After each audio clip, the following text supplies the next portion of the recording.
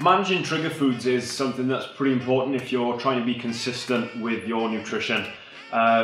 Trigger foods are something that we've all got them in some form. Peanut butter is quite a common one, where you can't just have that sort of one little bit of peanut butter. You've got to keep going and going and going and going.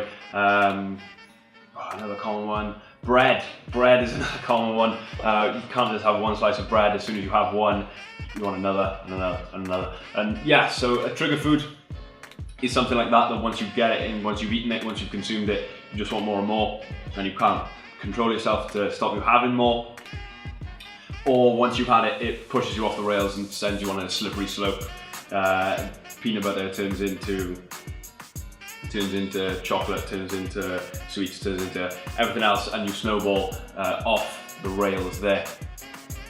So managing those trigger foods, and first thing is identifying them.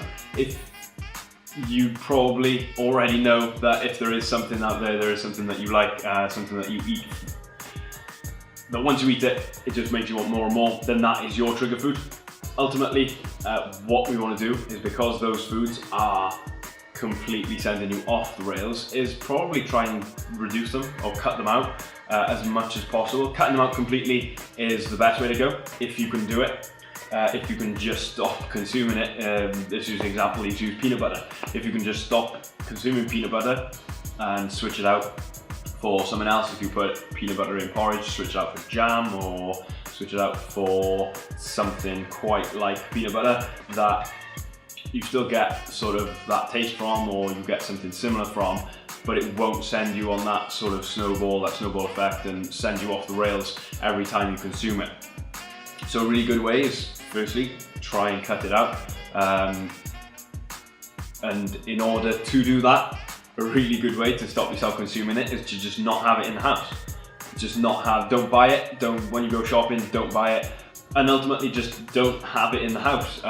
Because if it's not in the house, if it's not in the cupboard, it's not in the fridge, then you can't eat it and you can't consume it, and it won't then send you on that snowball and send you off the rails.